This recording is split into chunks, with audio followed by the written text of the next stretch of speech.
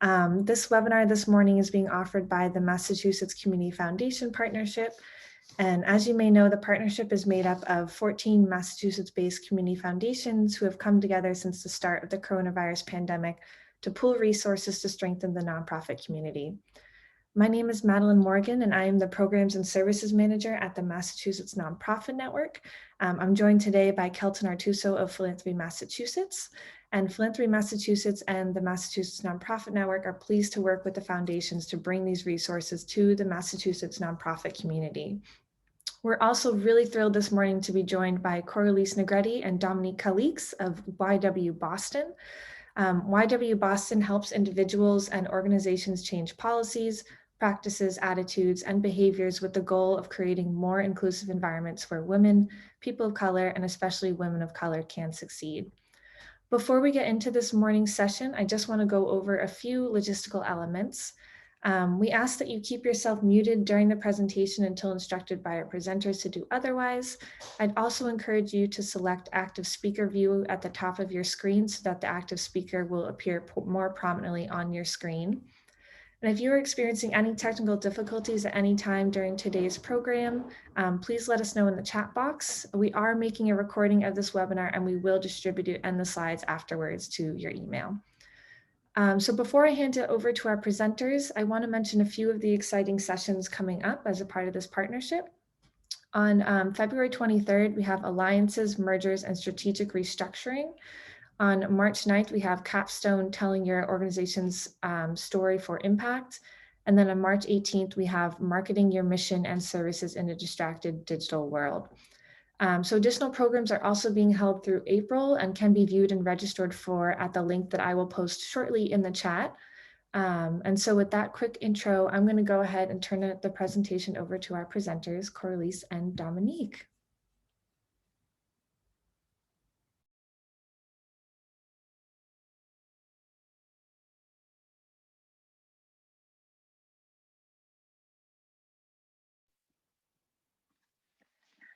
Hi, everyone. I'm excited to be here with you. Again, I'm Dominique. We will be presenting on how nonprofits can break through the virtual world of fundraising and communications. Again, I am Dominique Calix. My pronouns are she, her, hers. I am the Associate Director of Annual Giving and Special Events at LeadBoston, and I've been there for a little over a year now. I'm going to pass it over to Coralise. Thank you, Dominique. Hello, everyone. I'm Coralise Negretti. My pronouns are she, her, and hers. I'm the Director of Marketing and Communications at LeadBoston, and I have been with LeadBoston for about 2.5 years. And I am looking forward to today's presentation and going over how to break through the virtual world of marketing and fundraising for nonprofits.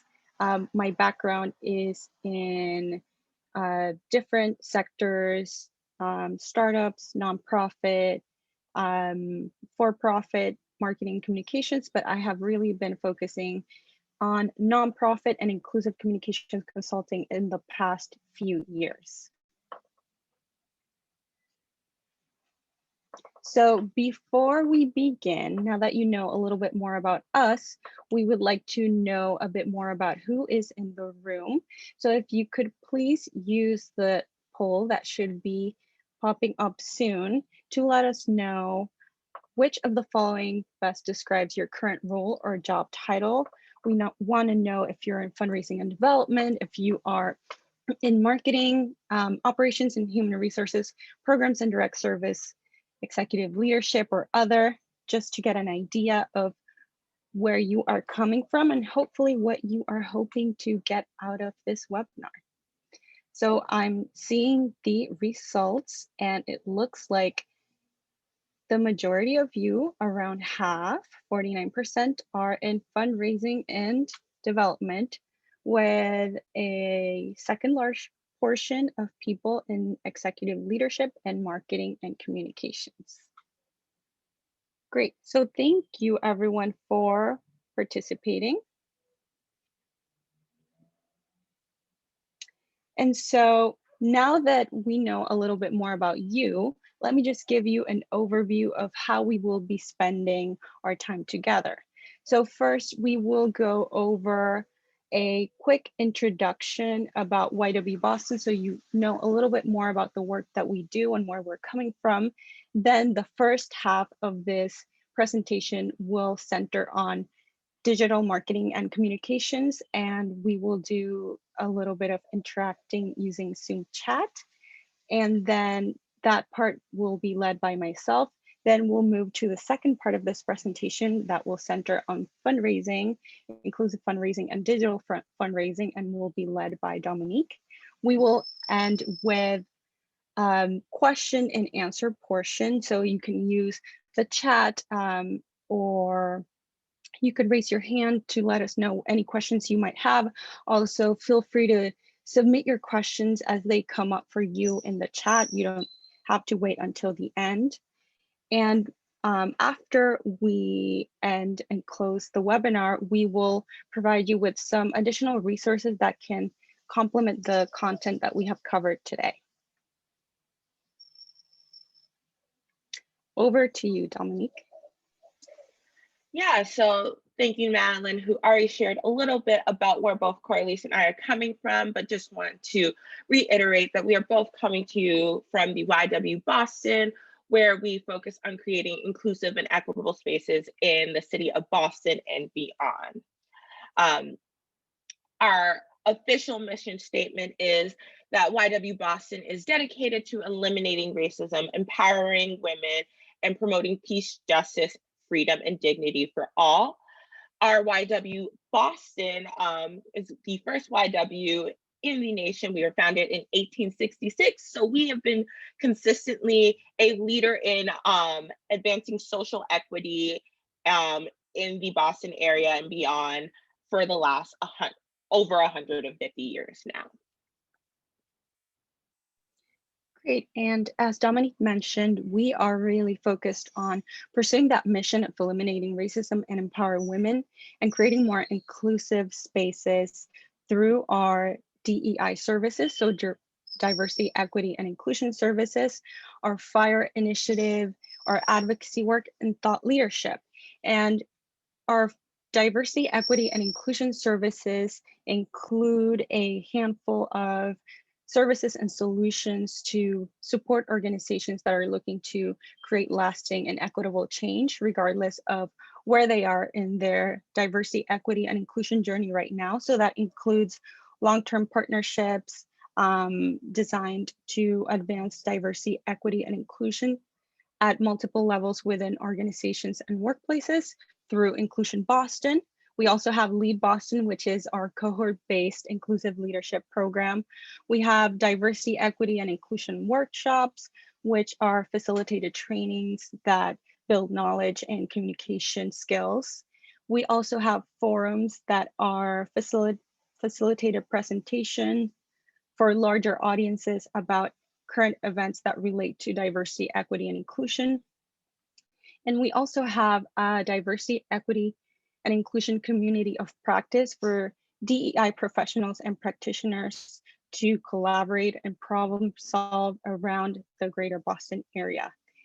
Our FIRE initiative stands for our Fierce Youth Reigniting Excellence. This is our girls leadership program that focuses on developing and empowering girls through civic engagement and positive identity development. And this program focuses on leadership development for middle school girls in the greater Boston area. We also do advocacy through education and coalition building, legislative advocacy to really address barriers to racial and gender equity in Massachusetts. And finally, through our thought leadership, so partners and partnerships, events, research, and content that we provide, we're trying to amplify our work towards social justice, but also the work of others who are doing anti-racism work as well. And so Now that you know a little bit more about us, let's begin with the first part of our presentation, which centers on digital marketing and communications. So a question that is on our minds a lot lately is, now that we have been suddenly moved to a primarily or completely virtual space, how do we break through this world of digital marketing and communications? So let's explore that question a little bit more.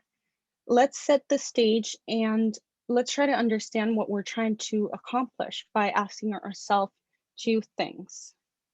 First, why do we as nonprofits want to break through the virtual world?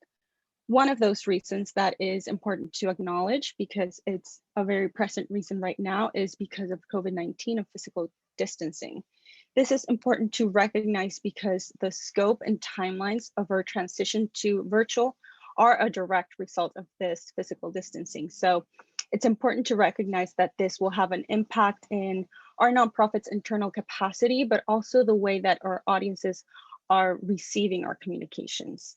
And as a side note, last November, Dominique and I facilitated a workshop titled Inclusive Communications and Fundraising for the 2020 Massachusetts Nonprofit Network Annual Conference. And we will provide a recording of that webinar as part of the follow-up resources for this one. But we go a little bit deeper about inclusive communications and the impact and the importance of considering that social, economic, political context that people are in when they are receiving our marketing and communication messages.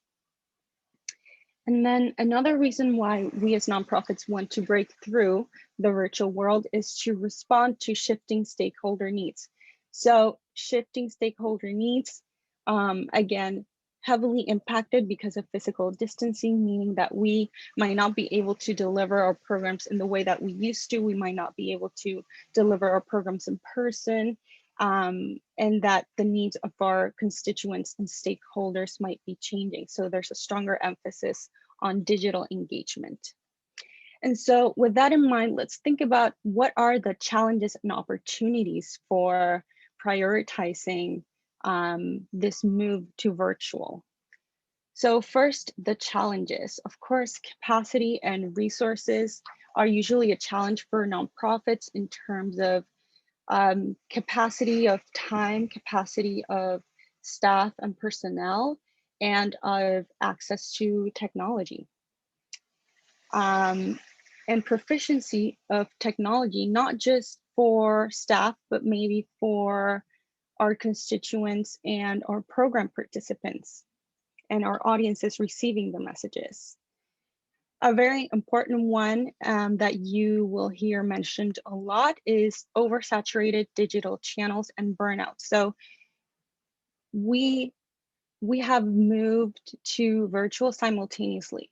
There is a lot of clutter in our digital channels as we are all trying to stand out in a digital world in a way that we might not have been trying to before. So how do we break through that?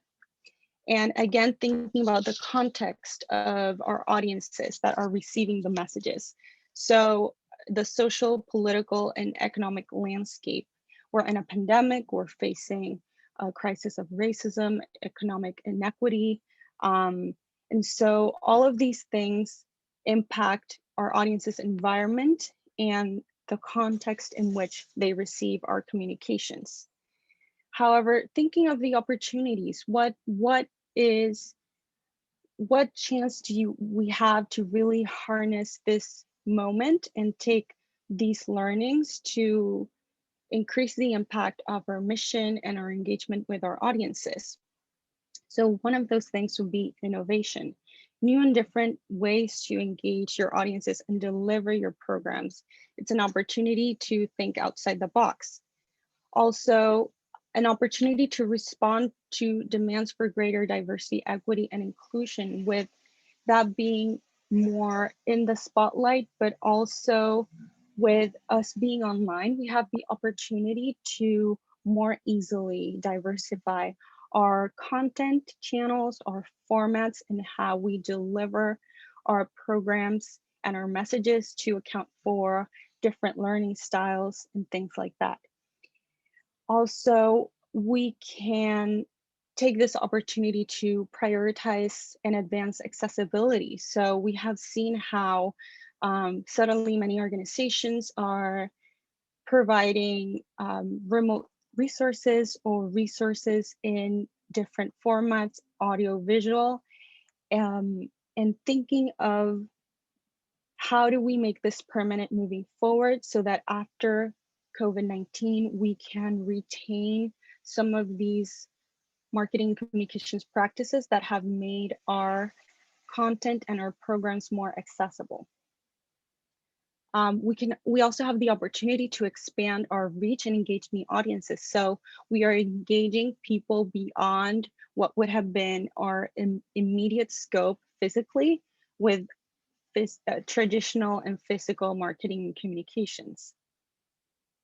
And then finding a way to connect with your existing audiences in new ways. So we'll talk about that a little bit more, the things we can try, the type of content that we can be thinking of, how we might be trying social media or video modules or things like that that we might not have been doing before to provide new ways for people in our current existing networks to connect with our programs and our content. And so let's talk about how we do this. We covered the challenges and the opportunities. So how do we harness the benefits of virtual communications? So nonprofits are trying to leverage digital marketing communications to pursue their mission. And this can be overwhelming to think about in terms of figuring out where to start and what to prioritize. Do you do virtual events or webinars? Do you prioritize social media, emails, websites? And how do you get everything done, especially if this is something that you haven't really prioritized before? So let me introduce you to the iOS approach. And we do love a good acronym, so I will take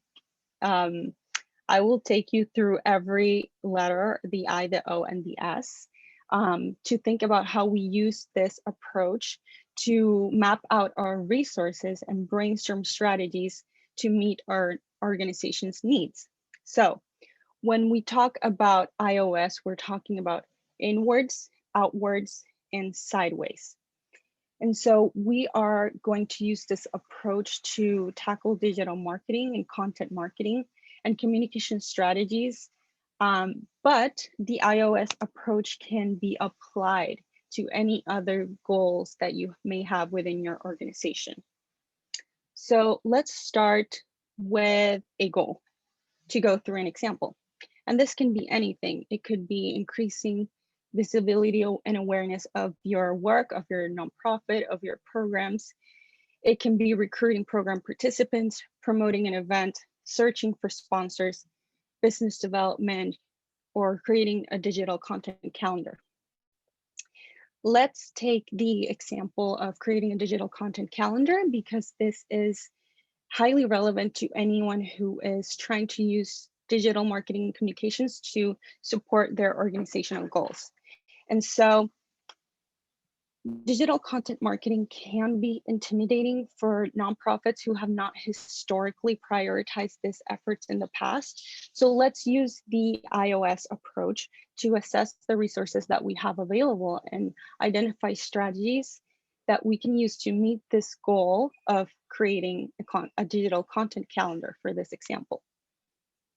And so let's start with the I, inwards. Let's think of what our internal resources are, such as staff members, board members, organizational archives, historical content, existing content, things like that. And now that we have made that assessment of our internal resources, let's think of how can we leverage these to meet the goal, that we are trying to achieve, in this example, creating a digital content calendar. So one way to do that is to do a Meet the Team monthly series, to post behind the scenes content. So sourcing content internally from what you are already doing within your own organization or with staff members, such as, here's what we're working on this week, or here's what we learned today at our staff professional development meeting, things like that. You can also repurpose content into different formats. So think of a throwback or ways to revisit old content in a way that diversifies what the original format was. So think of taking a blog post or a toolkit or something that was written, turning it into social media graphics, using that to develop an event topic or a video or a webinar. And then a really powerful one is staff generated stories. So incorporating feedback and stories from other staff into your marketing communications, because they are the ones that are interacting really closely with constituents and program participants. And so they have some really great insights. A way to foster storytelling is to incorporate prompts for your staff during check-ins or staff meetings, so that you can start leveraging the internal wealth of knowledge and expertise into your content calendar and your external communications. So let's go through an example of this from LeadBoston. We interviewed our fire initiative manager, Tiela Grimes. Tiela has a really powerful story because Tiela first engaged with LeadBoston as a participant in one of our programs when she was a teenager, and now Tiela is the manager of our fire initiative girls leadership program. So this content piece came out of a staff generated idea from Tiela, and it really allowed us to bring visibility to the work that fire is doing and raise awareness about LeadBoston's work in a more personal way. So let's continue using the iOS approach to assess our outwards resources. So when we think about outward resources, we are considering our external alumni, constituents, program participants, supporters, donors, followers, etc. And we are trying to think about how we can leverage these to meet our goal of creating this digital content calendar. And this can be in the form of user-generated stories, similar to staff-generated stories. We are looking at involving our audiences in the process of marketing communications. And this can take the form of guest blog posts and testimonials or case studies about program participant experiences, potentially contacting program participants or alumni for guest speaking opportunities or virtual events. Let's go through another example of things we have done at LeadBoston. So recently, we published a series of donor spotlights where we prompted individual donors to let us know why it was so important for them to support LeadBoston's work. And this is something, again, in thinking of diversifying the ways that we present our message, we included this as a blog post on our website. We included this as part of our monthly newsletter via email and also on social media, specifically Instagram, as it is being shown here. Here is one of our donors, John Anderson, who said, the LeadBoston discussion leaders were so great at introducing concepts and framing the conversation. I thought the work was so impressive. I wanted to be part of helping the LeadBoston team do more across all of their programs. And we had a few more that, again, we published in different formats and at different times to really repurpose and make the most out of a single content idea, as well as to really involve our supporters, in this case, our donors, more deeply. And so with this idea specifically, we were able to further our organizational goals of promoting different types of giving opportunities at LeadBoston. For example, giving recurring monthly gifts, or our Persimmon Society, which is for our donors who give $1,000 or more in a calendar year, and really engage these donors more deeply. And then another example that we have of externally sourced content, but this time on the program side, is this interview that we did with LeadBoston alumni, Trevor Samios. So Trevor is part of the class of 2019 of our LeadBoston class, or Inclusive Leadership Program. And we interviewed Trevor to talk about his leadership commitment, his project that he was working on after he graduated from LeadBoston, and that he tapped his fellow LeadBoston alumni to collaborate with, which is a website that helps affordable housing employees and residents connect with social services like housing and legal assistance. And so the way we source and stay on the lookout for this type of content is to ask alumni and keep them engaged, and just check in with them frequently to see how they're doing, what has been happening since they've graduated, how has their participation in our program impacted them as leaders.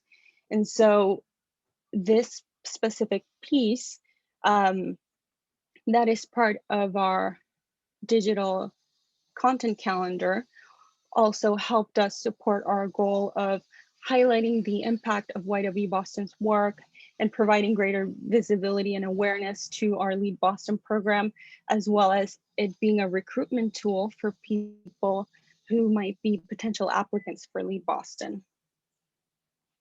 And so let's finally get to the S of the iOS approach, which is considering your parallel environment. So thinking sideways, what are our parallel external resources, meaning your peers, your community partners, networks, or affiliations. So if you're part of a national nonprofit, for example, like LeadBoston, which is part of the YWCA USA network, and we're also part of the Alliance of YWCAs of Massachusetts, that is one way of thinking of your parallel networks, or your parallel resources. An example of how we can leverage these resources to meet this goal of creating a digital content calendar, we can think of potential content collaborations, we can think of hosting joint events, and also identifying influencers in these immediate or extended networks. So same as before, let's go through an example of what this could look like. As some of you may know, we have a content collaboration partnership with the Massachusetts Nonprofit Network that is called Sector News, where we leverage our expertise on diversity, equity, and inclusion topics to bring relevant DEI content to nonprofit audiences as part of Eminence monthly newsletter and also on their website. One final example for you to think about how you could bring this into your organization and how you could apply these ideas as well is in 2020, last year, we leveraged the people in our extended networks who were any sort of influencers. And so by influencers, we mean people with a social media following or people that have a particular social influence over others, or a strong network of influence. And so influencer marketing formally is a form of social media marketing where you are leveraging endorsements from people that, like I mentioned, have a certain degree of social influence. And so the way we did this at YW Boston is that we tapped some influencers who could help bring visibility to YW Boston's work and get us in front of audiences that we might not have been able to reach with our own digital platforms and our own social media accounts. And so here are, in this example, a few influencers, including Bellasmin Jimenez, which is part of YW Boston's board of directors. We also have Paris Chandler, who was one of our 2020 Stand Against Racism curators and partners. And they provided some user-generated content, and you might start seeing the theme of the importance of involving your audiences in this content generation, right? To help us promote, in this case, YW Boston's face masks, which are still available for purchase to raise funds for YW Boston. But also through this influencer campaign, we brought visibility to our social justice advocacy and why it's important to use social media and all of the networks that you have to bring greater awareness to anti-racism work and encourage other people to get involved. And so here are just a few examples of what this looked like for us last year through Instagram story takeovers, social media takeovers from influencers, putting our content and our organization in front of new audiences. And so we have reached the end of the first half of our presentation. So going over a few key takeaways. Number one, community marketing. So you may have noticed a few themes that came up a lot as we were going through the iOS approach and a few other things. So the technical definition of community marketing is, and this is a quote, direct quote, a brand growth strategy centered around bringing customers together in an engaging and non-intrusive way that puts customers first. So essentially, community marketing is really emphasizing the interactions and the importance of involving your audiences in your marketing communications. And so the iOS approach is a great way to figure out and map out how to do this. And that includes, the user-generated content and fostering relationships and conversations that we went over earlier. Second is quality over quantity, and this speaks to a common challenge for nonprofits around capacity to create content and capacity to follow trends and do social monitoring, things like that. So that's why a less is more approach is really important, especially for nonprofits. We don't always have the capacity to create new things. So think about ways that you can repurpose existing content. And again, going back to the iOS approach, look at your networks internally, externally, and sideways to see where and how you can source content and involve people to support you in that content delivery to really break through the world of digital marketing communications. Diversifying delivery and repurposing content. So thinking of not just written content, not just blog posts, not just email, videos and graphics and toolkits and recorded modules, things like that. Finally, the importance of centering diversity, equity, inclusions. I mentioned this briefly in the beginning, And like I said, you can look at the recording of our previous Inclusive Communications and Fundraising webinar, where we go a bit deeper into this. But a few things to keep in mind is that the world of digital marketing communications and moving to virtual can bring about new diversity, equity, and inclusion considerations. And so it's important to consider accessibility, and accessibility can be its own topic and its own webinar in and of itself, but really ensure that you are researching and taking the time to prioritize education, your own education as someone who's in charge of marketing communications, to prioritize and learn more about online accessibility. So thinking of different learning styles, audio-visual content, captions, image descriptions, accessibility on your website, social media accessibility, etc. And another thing to keep in mind is we talked a lot about sourcing content from your audiences and user-generated content and collaborations with influencers and things like that. So it's important to consider who you're asking for work or who you're asking to provide content for free. So, we understandably so as a nonprofit don't always have large budgets or don't have necessarily a way to compensate your collaborators with money. So think about other ways that you might want to offer some value to the people that you are soliciting user-generated content from. So think about maybe free event attendance to events that you might be hosting, or some of your nonprofit's merchandise, or free enrollment to one of your programs, things like that. The last thing before I turn it over to Dominique is to, like I mentioned earlier, remember the context, not just the digital channels that you use, whether it's social media and which social media it is, whether it's email, website, or video, but also the social, economic, political context that your audiences find themselves in.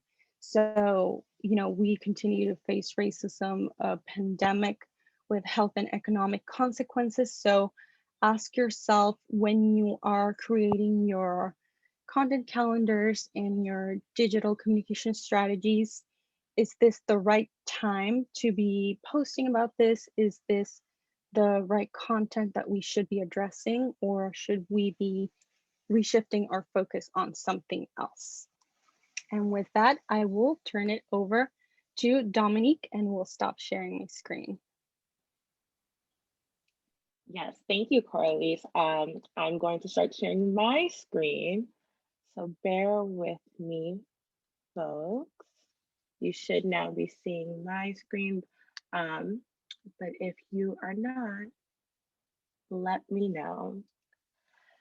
Okay, so everyone is able to see my screen. Give me a thumbs up. Great.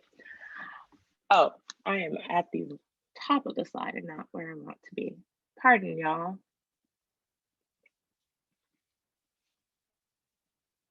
We're just gonna fly through what you've already seen and get to inclusive fundraising.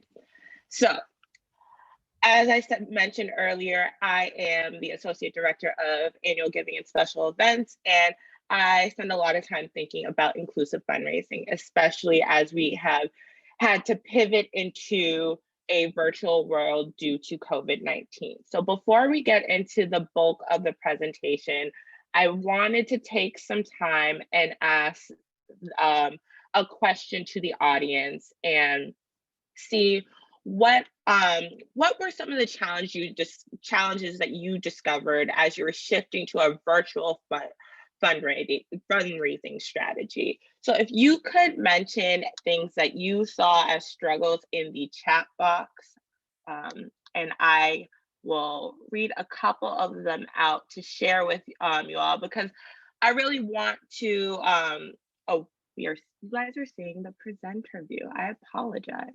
Let me swap my screens. Is that better? Wonderful.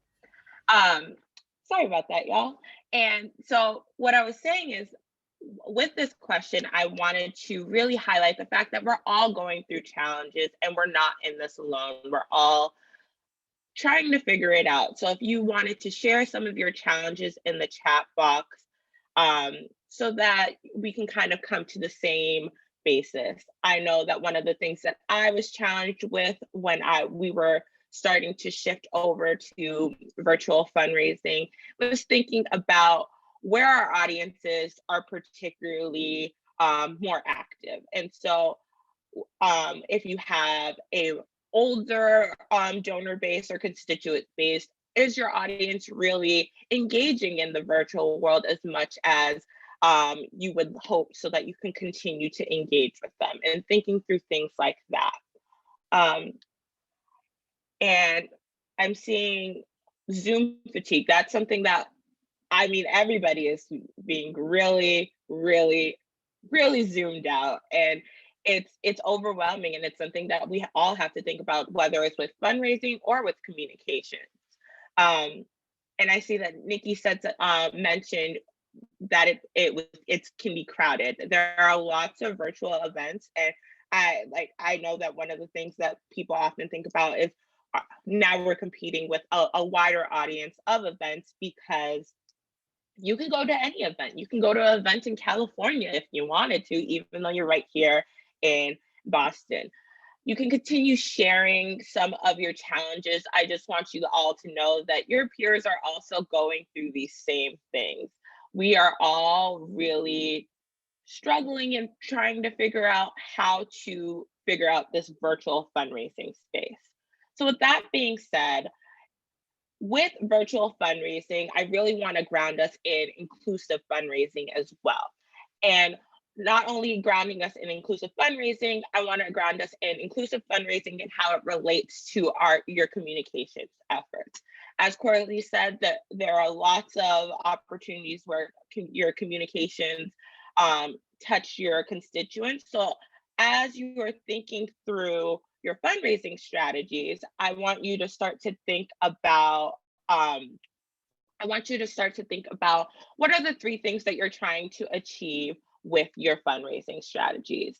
And that is, you want to attract people to your nonprofit, and that directly connects to your communication efforts. Your communication efforts are providing you with the online content, the events, the partnerships that allow you to attract people into your base. In addition to attracting people, you want to continue to engage them. And again, with your communication efforts, you're working in tandem to send out emails and other virtual touch points that are going to create those opportunities for folks to engage with your nonprofit's work. And then this part where your fundraising and communications really begin to mesh. You're looking to convert. And so when I say convert, I'm not saying that you're trying to change who they are. I'm saying that you want to convert them from being an engaged participant reading your content to being an engaged participant who is concerned about the impact that your organization is having, and you have a genuine relationship with this particular constituent. Because with fundraising, the big thing is that you want to steward those relationships. As fundraisers, we are relationship managers. And so really here, with the combination of communications and fundraising strategies, you're going to attract, engage, and convert, so that you are building your constituent base, so that you can get to the point of having to do the virtual fundraising. So with that being said, I want to also ground us in what is inclusive fundraising. I'm going too fast, and I'm assuming that might have been in the way. So with inclusive fundraising, this is the active work of grounding your fundraising practices in equity, anti-racism, and justice, so that everybody is being included in that funding conversation. You don't want to leave anyone out of that funding conversation, because then you're leaving valuable information that could inform how you're going to uplift communities outside of the conversation. And that's what we're doing with fundraising. We're identifying resources that are able to fund communities being uplifted.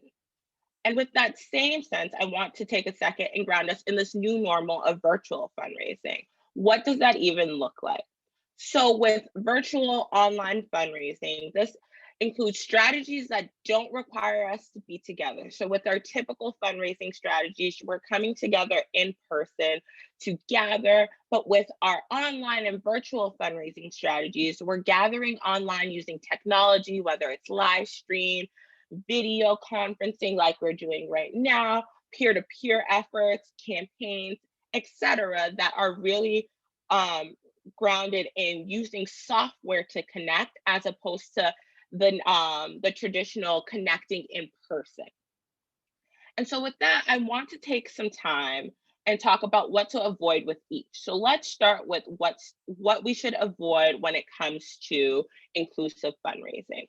So with inclusive fundraising, you want to avoid phrases that center your work in pitying others, because with that, you're creating this sense of there is somebody that is beneath or that needs pitying, and that is rooted in white supremacy. And so when you're thinking through your phrasing with your fundraising activities, you want to make sure that you're avoiding phrases like inner city or underprivileged that create this sense of there is someone that needs your pity or your help because they are lesser than. In addition to avoiding pitying others, you want to also avoid opportunities to make your communities and a stop on somebody's poverty towards that.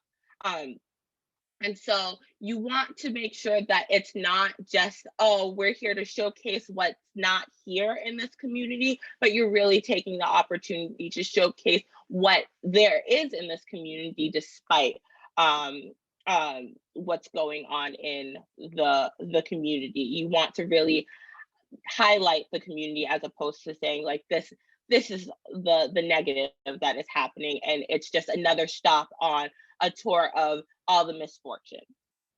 You also want to avoid stereotyping so that you are not creating another opportunity for there to be pity and leveling to the relationship between the donor and the community. You want to make sure that you're creating a level playing field for this for the community and their interactions with the supporters. You also want to avoid being transactional, because with a transactional experience, it really alienates folks that are closer to the community who also want to support the work that is being done to uplift the community, because it makes it feel like their community is lesser than because it's just a part of a transaction. And then you want to, finally, you want to avoid heavily youth-centered language. So phrases like "you are the reason" really focus in on the donor and focus in on what is important with them, as opposed to focusing on the importance of the community.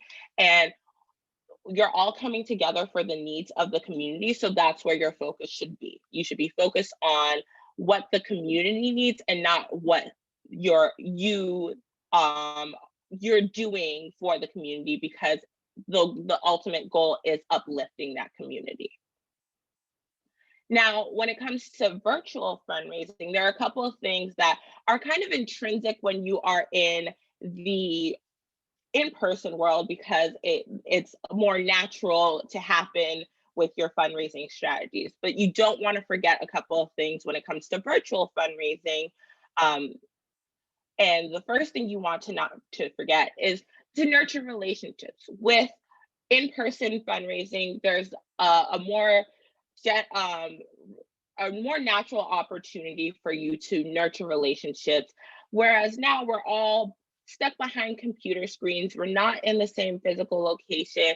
There's automatically a opportunity for there to be disconnect. And so it's easy to forget that you need to spend time nurturing those relationships. As I said earlier, we are, as fundraisers, relationship managers. And so we don't want to forget that just because we're in a virtual world. You also want to take a second to highlight, and probably more than a second if we're being quite honest, but you want to take the time to highlight the social impact. Again, we're all in different places, and it's easy to forget how what you're doing and what you're participating in is connected to a greater social impact, because you're just here in front of your screen and you're not at the site and looking to see how things are changing. There's a real disconnect between social impact in the virtual world, and it's easy to forget to highlight that because you're so focused on the production of the virtual fundraising portion of the campaign or the event. Next, you want to remind your attendees of the purpose of your ask and your mission. So again, we're all at home or we're in our offices, we're not together. And so it's hard to ground yourself in, why am I here when I'm really in front of a computer screen and I could be multitasking and doing work for my office or making sure that I send out this email. So making sure that front and center, the purpose of the ask and the mission is there so that it can be the focal point of your virtual fundraising efforts.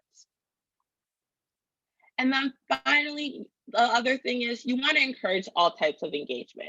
And I'm not saying, because I'm a fundraiser, that you don't want to encourage monetary engagements, but you also, in order to make sure that the virtual fundraising effort is an actual success, you need to have other ways for people to engage so that it is a full experience. When you are doing in-person fundraising strategies, there is a full experience that goes along with your fundraising efforts. In the virtual world, you have to create that same full experience. So not only do you want to encourage them to give their dollars, but you also want to encourage them to take a look at your Instagram or take a look at your website today and see what's new, read a blog post, check out your Twitter account, making sure that there are other ways that they can engage in the work so that, one, you're able to gain visibility through these engagements, but you're creating that full experience for your constituents. So before we get into the steps of how to build an inclusive virtual fundraising strategy, I want to talk about things that I think are exclusive to each of the things and things that overlap. So with inclusive fundraising, we're going to start there. This isn't the only thing that is exclusive to inclusive fundraising, but I think it's one of the most important, and that is the use of asset-based framing. And so, an asset-based language. And so I talked about this a little bit before, but I wanted to give you guys a deeper dive and really talk about the difference between deficit-based and asset-based. So I have this sheet, this example with this organization that is called Step Up. And so an example of deficit-based language would be Step Up addresses girls' barriers to success. And with this deficit-based language, the real focus is the fact that there's something barring them from being able to be successful. So that is essentially saying to your donors and to your community that you are implying that they are not able to achieve success, and they are not going to be able to do that because there is a deficit there. There is something that they are lacking. Another way to phrase that shares the same intention, but focuses on how you are uplifting and bringing the goal to the set of the organization to the center, is looking at saying something like, in Step Up, girls set goals, as opposed to there's a barrier to them achieving things. They're setting these things up for themselves with the support of the organization. Or in Step Up, teens sharpen their problem solving skills. Again, they already have this thing that they are, through the organization, going to be able to add strength to, and really you're highlighting the support that your organization is giving to the community and to those participants, so that they're able to really shine what they already have and not focus on what they do not have. And so this is a close-up on the asset-based framing, and you'll be able to really look at some of the language here once you have these slides. But I really wanted to focus on why it is important to use strength-based and asset framing, because you really want to concentrate on the emotion of what is happening in the community without drawing on a stereotype that is perpetuating white supremacy. So with a lot of the deficit-based language, those are rooted in stereotypes that have racist and white supremacist ideals rooted at the root. And so you want to avoid doing that, so that you are still focused on uplifting the community in a way that allows for the organization to do their work and highlight the value that's in the community. In addition, you want to avoid making sure that this is making your community a focal point for, this is an impoverished community and we need to pity them, and we're really showing off how grave the impoverished community is. And you want to avoid that, because again, that is creating this illusion of there is something wrong with this community, and there's a community that is better than the community that you are supporting. And that doesn't create a partnership for you in the community and the donors in the community. And that's what you want to be doing. You want to create a partnership.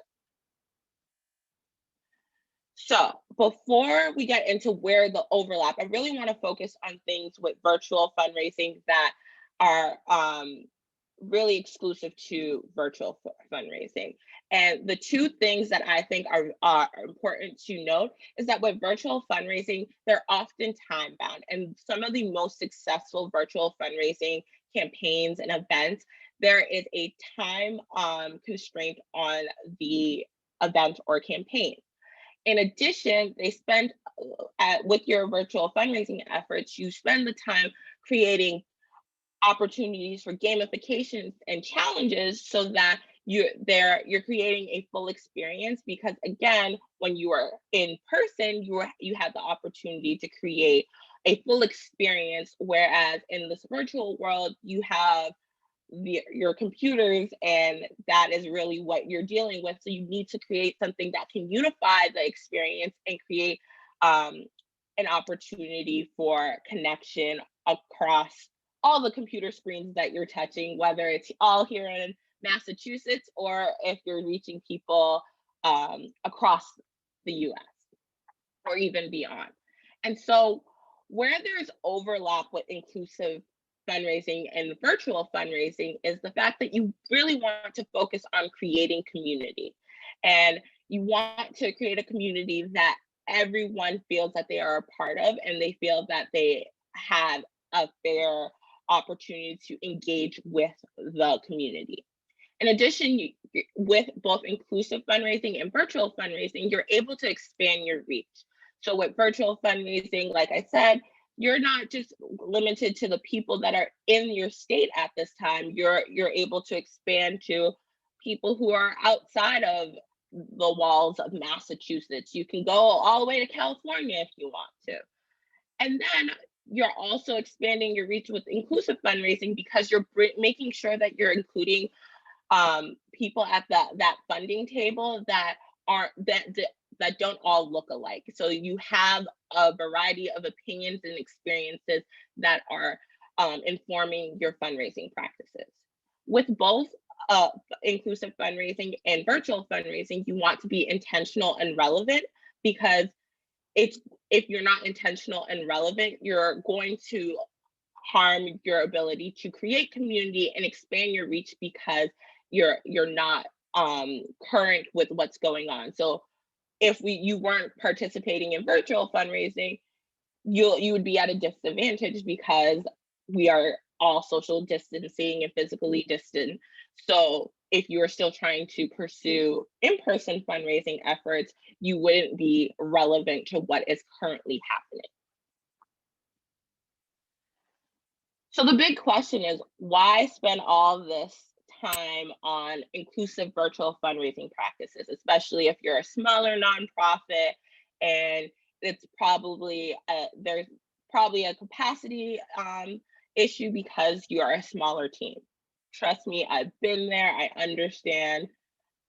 But a shift towards more inclusive fundraising strategies is essential, because you're going to be able to connect and address your community needs in a more significant way, because you're going to have a variety of voices and opinions that are coming and connecting and engaging with your work. You're also going to be able to diversify and stabilize your funding stream, because you're going to be expanding your base in ways that you haven't been expanding in the past. So it is an opportunity to really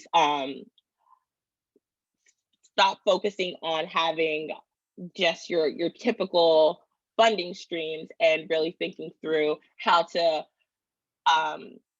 stabilize it as if you were adding a leg to your funding table, if you will. If you think of your fundraising efforts as a table, and building a table, and you don't want a 3-legged table, you want a 4-legged table, so that it's stable and not, wobbly. Next, you are going to be better aligned with your mission-driven work. So as fundraisers, again, I like to think of our work as, while we are relationship managers and we're really working to build those relationships, we're building those relationships so that we can uplift and highlight things that are happening in the communities that we are working with. And so in using inclusive virtual fundraising practices, you're really able to do that in a way that is meaningful to your organization.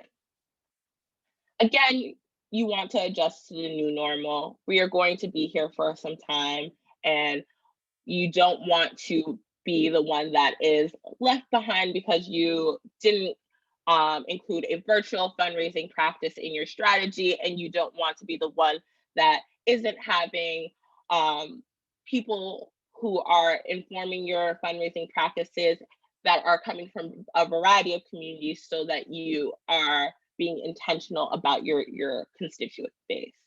And then again, for growth and stability, this has been a theme throughout the entire conversation. You want to be able to grow and sustain your growth as you are going through this global pandemic, whether it's growth of new donors, sustaining new donors that have come in.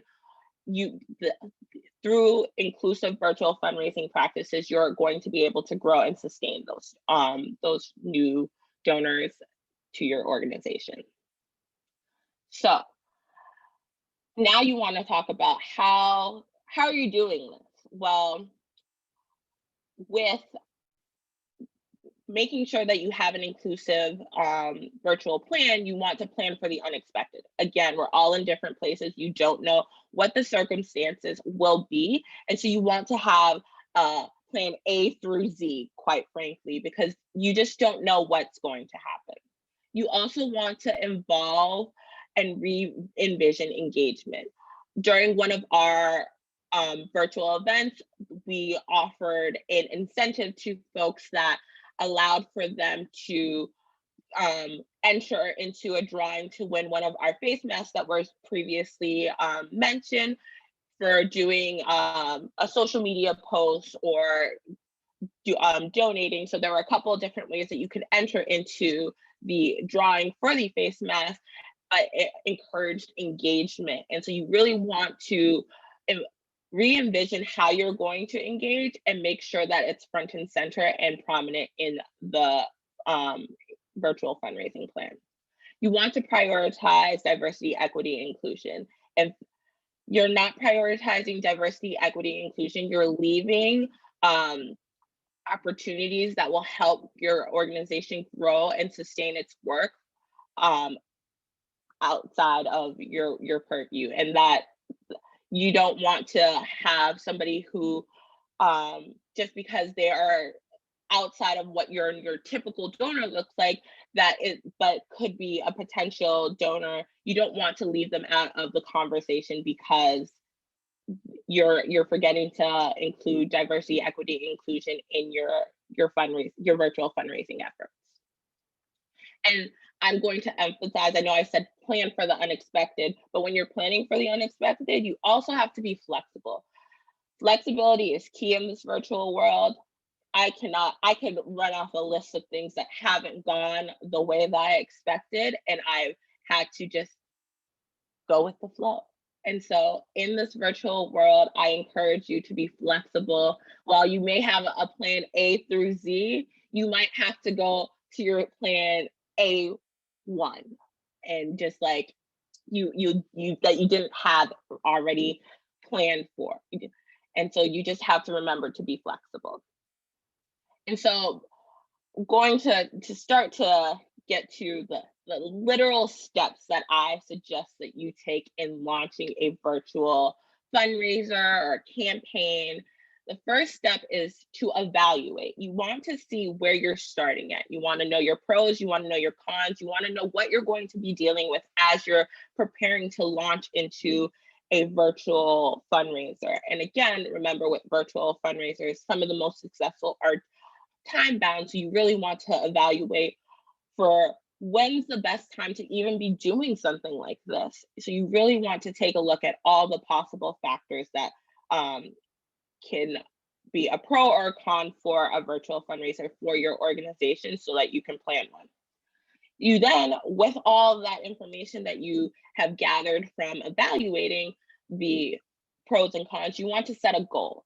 And with every virtual fundraiser, you will, and with any fundraiser in general, you have a goal. And with virtual fundraisers, you tend to set the goal so that you, as a community, see the goal, not just your internal team, but your entire constituent base that is working on this virtual fundraiser. You want them to see the goal so that everyone is kind of working towards that and they see what they're working towards. Next, you want to build a toolkit. It's a virtual world, and you want to make sure that things are simple and easy for the people who are choosing to support this virtual effort, but you also want to not control, but you want to have a starting point for where the information that is going out virtually for your organization on your organization's behalf is factual. You want to make sure that they have what they need to be successful to launch this virtual effort. You want to create systems to maintain. And so with creating systems to maintain, you want to make sure that your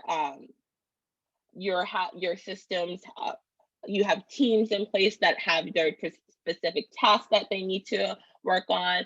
They are clear on what is happening with the virtual fundraiser so that if someone needs something, they know where to go. And there is a system in place to support the launch of the virtual effort. Next thing, you're going to want to connect with your marketing folks because you're going to need to promote this. You're going to need to make sure that people are aware that this is happening and they're able to participate and support this virtual effort.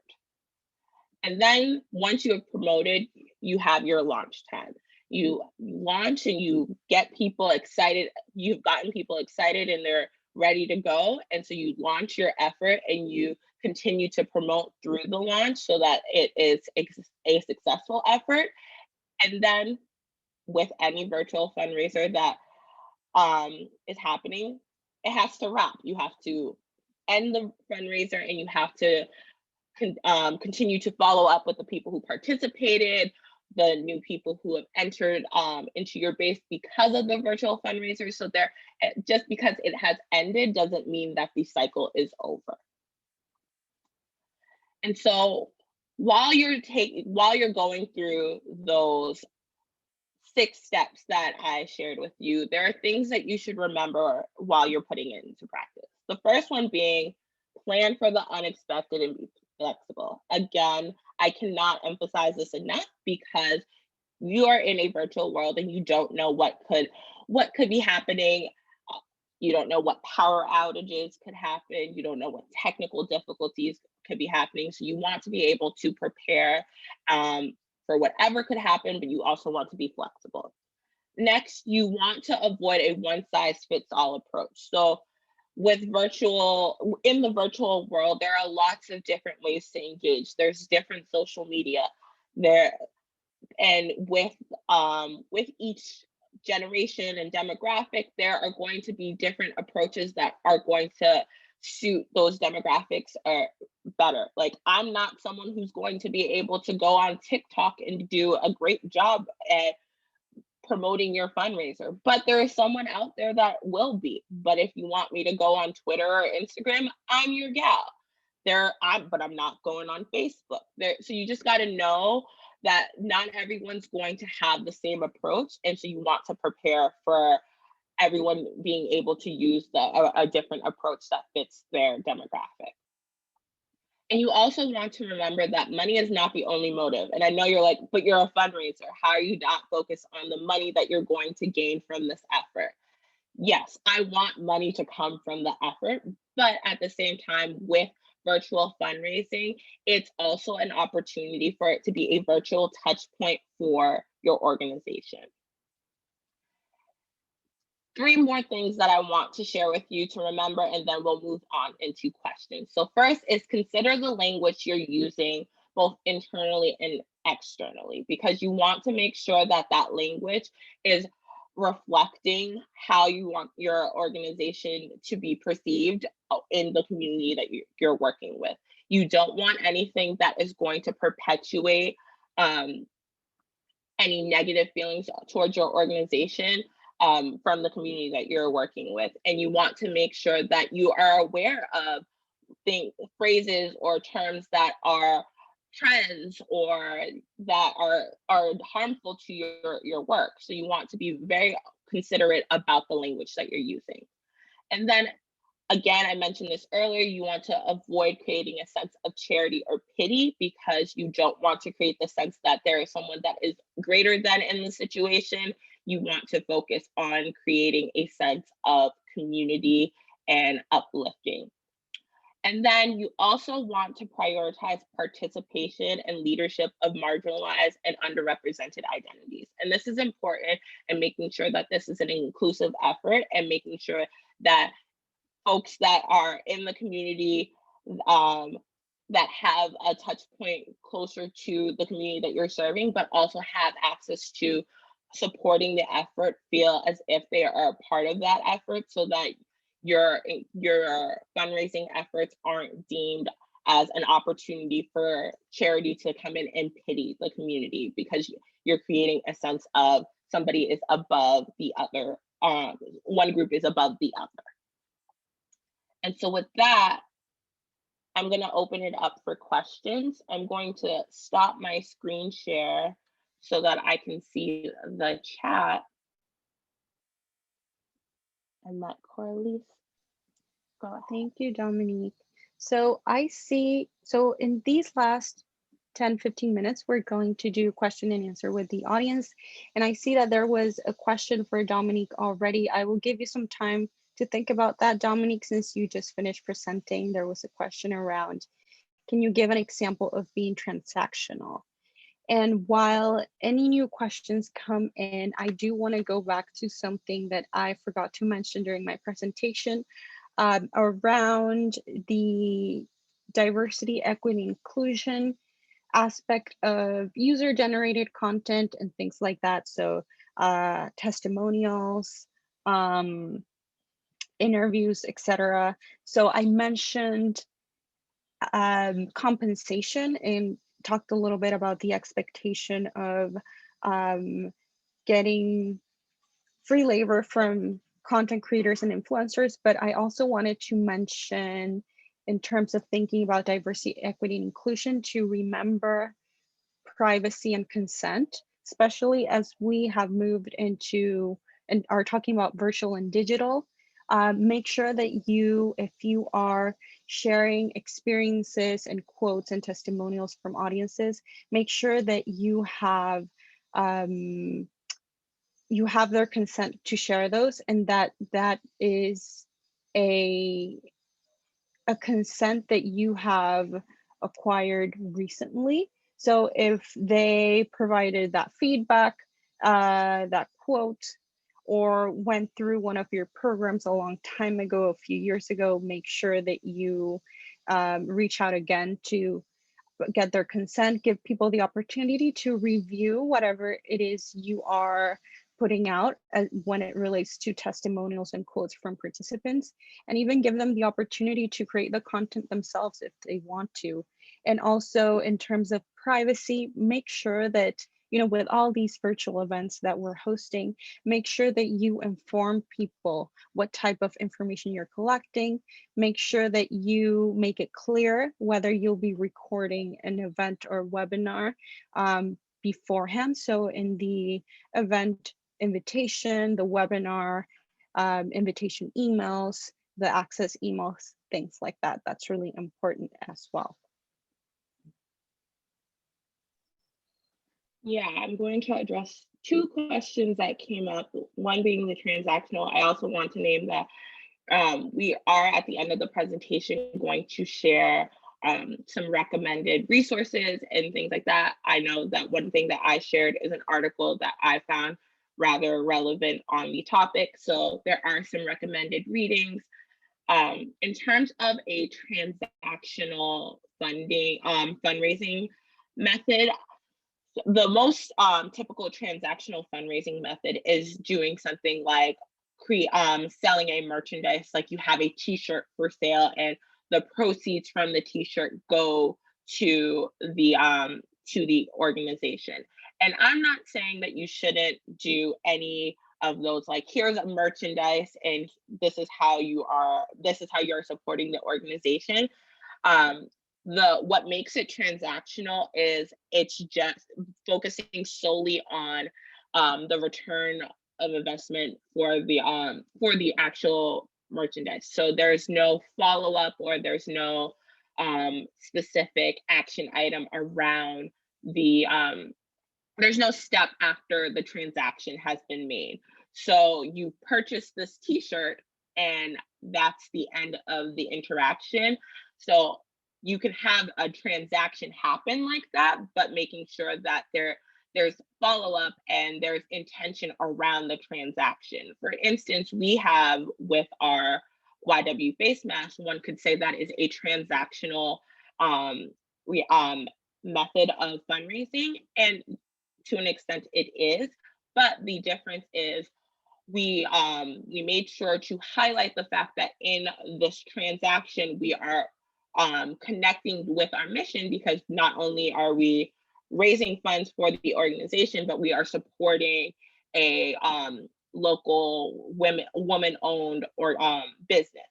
In addition to that, it's an opportunity to create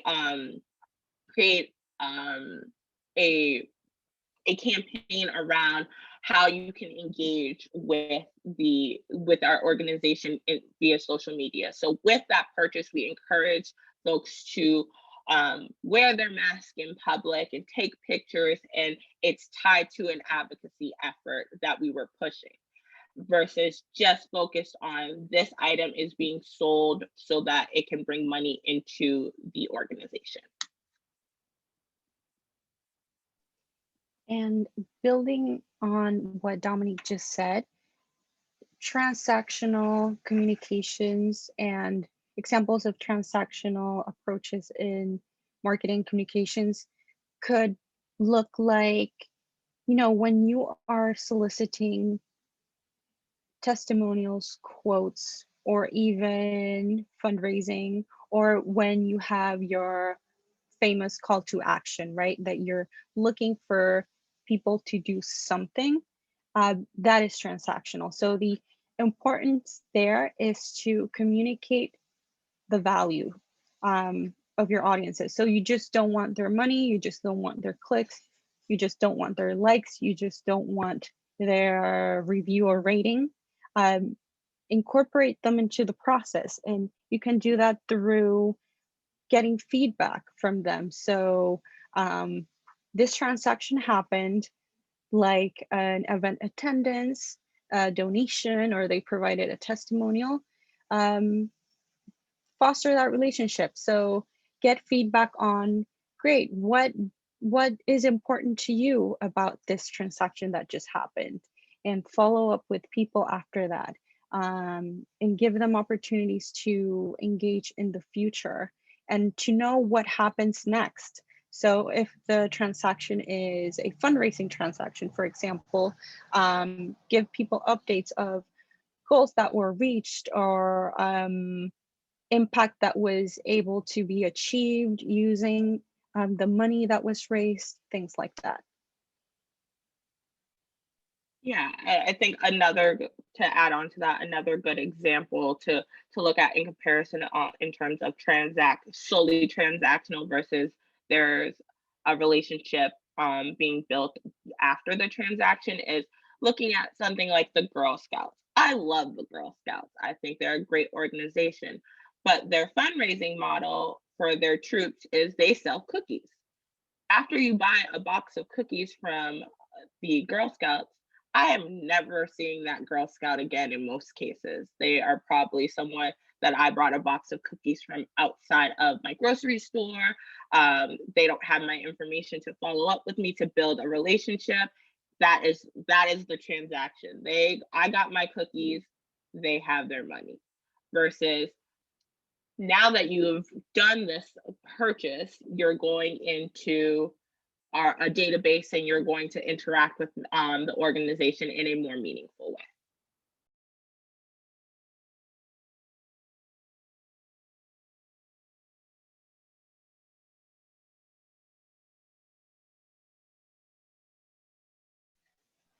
You're muted, Dominique. I realized that I was coming back. I do this often. So with the virtual world, I find that one thing with traditional letters is that we have chosen not to send letters out in the mail, but rather communicate via email and have that be a virtual touch point that we can engage our donors with. So while we're still sending out that acknowledgement letter, and it's still part of our process, with sending it out in the mail, it was like, that's it. They got it in the mail and you have to like hope that they opened it and see if you wrote a nice note to them. But in sending them out digitally via email, I've had a number of people who received their acknowledgement letters who have then been like, well, this was great to get my acknowledgement letter via email, and it's opened up a conversation with that donor that wouldn't have happened if I just mailed out the traditional letter. And one more thing, generally, is remember that we have a really large community and network of nonprofits that are going through the same thing. And for many of us, we are experiencing very similar challenges. So always, and you know, I speak for ourselves, definitely feel free to reach out for help and with questions. We have oftentimes reached out to other nonprofit peers, or have had people reach out to us just wondering, you know, what platform did you use to host your most recent event? We really enjoyed that. Or how do you come up with content for your newsletter and things like that? How do you handle collaborations when it comes to content? And all of these questions that we are here to support each other. So these webinars are part of that, but definitely feel free to reach out to people directly when you are seeing that they are doing something that you aspire to incorporate into your new digital communications and fundraising practices.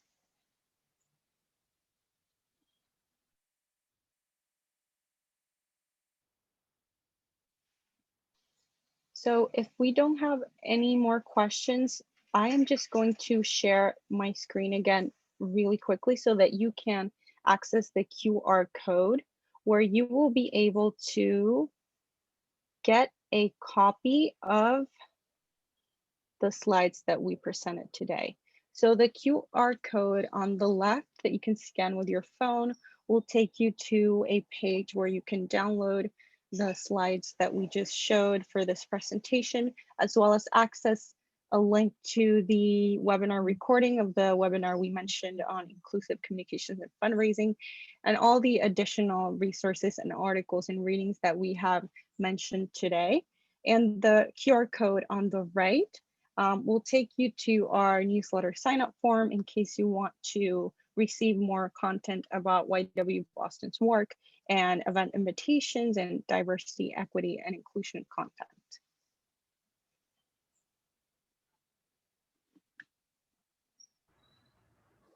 Awesome. Thank you so much, Coralise and Dominique, for this wonderful presentation and for joining us this morning.